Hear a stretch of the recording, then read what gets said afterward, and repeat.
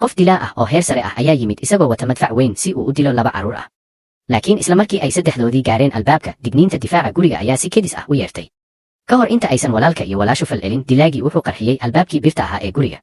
markay ogaadeen inay khatar ku jiraan, labadoodii waxay si degdeg ah u howlgeliyeen aqoonsiga wejiga.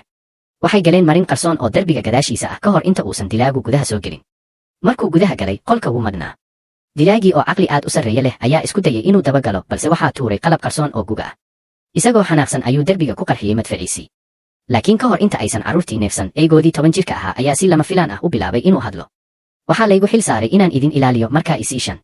ka hor inta aysan fahmin waxa dhacaya, eygu wuxuu u kaxeeyey meel baxsad ah oo gadaashooda ah. kursiyadii ayaa si xawaare waali ah hoos ugu dhacay, ilbiriqsiyo gudahoodna waxaa loo gudbiyey meel qarsoon oo dhulka hoostiisa ah. dhanka kale, dilaagii wuxuu ugu dambayn gaaray dabaqa hoose. wuxuu arkay dalool weyn oo dhulka ku yaal. markuu u dhowaaday inuu baaro, wuxuu arkay carruurtii oo cirka u baxsanaya iyagoo saaran dayax gacmeed. wuxuu dhulka dhigay madfaciisii, kadibna dusha ayuu ka booday. hal mar gudaheed, madfacii wuxuu isu beddelay diyaar.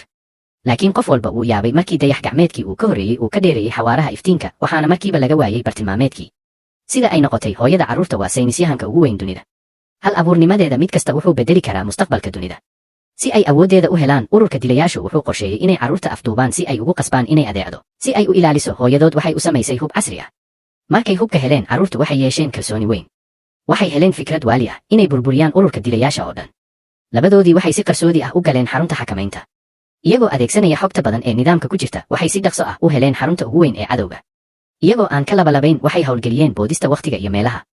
iftiinka cad ee dhalaalaya kadib, waxay gaareen saldhigga cadowga. laakiin yaab wuxuu ahaa dukaan saacado lagu iibiyo. markay si dhow u fiiriyeen, waxay ogaadeen wax aan caadi ahayn. saacadda dhexe waxay muujinaysay wakhtiyo kala duwan.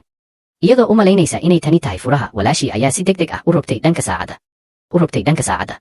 isla markiiba derbiyadii ayaa dib u laabtay, iyagoo muujinaya wiish yaab leh oo ka dambeeya. iyagoo aan ka labalabayn, way galeen gudaha, balse wiishkuma lahayn wax biraha badbaado ah. iyagoo cabsanaya, waxay qabsadeen xadhigga kor yaala. dhowr ilbiriqsi kadib, wiishkii si nabad ah ayuu u degay. markay isu diyaarinayeen dagaal, tamar qarsoon ayaa ku dhacday, iyagoo meel ku xanibmay. kadib waxaa loo geeyey hogaamiyaha. nick, isagoo argagaxsan, walaalihii waxay isku dayeen inay cararaan, balse waxaa ku hareereeyey boqolaal gacan ku dhiiglayaal ah. xilligii ugu adkaa, hooyadood ayaa timid iyadoo wata saaxiibo. carruurtu waxay u ordeen dhinaceeda. waxay u sheegeen in hubkoodii qarsoonaa aanu shaqaynayn. hooyadood waxay soo saartay kaar howlgelin ah. hal mar ayay ku jiiday, waxay jebisay xayiraaddii nick. iftiin xooggan ayaa ka soo baxay hubkooda. xadhigga gabadhu wuxuu noqday cabsi weyn oo cadowga ah. gacmo gashiyada wiilka waxay noqdeen kuwa aad u awood badan. hal feer ayaa dhulka jebiyey, wuxuuna duuliyey cadow badan. xitaa eygoodii rabaayada ahaa ayaa muujiyey inuu yahay robot dhab ah. wuxuu ku booday dagaalka, wuxuuna burburiyey cadowga. isagoo meel fog ka daawanaya, nick wuu ogaaday inuu guul daraystay. tallaabadii ugu dambaysay, wuxuu sii daayey shini qarxa, isagoo doonaya inuu dhammaantood wada burburiyo. kooxdu waxay dib ugu gurteen xawaare aad u sarreeya. waxay u maleeyeen inay dhammaatay, balse markaas eyga robodka ah ayaa garaacay nick oo suuxiyey, isagoo joojiyey qaraxa wakhtigii ugu dambeeyey. kooxdu waxay burburisay ururkii dembiyada ee nick, waxayna ku noolaadeen nolol farxad iyo nabad leh.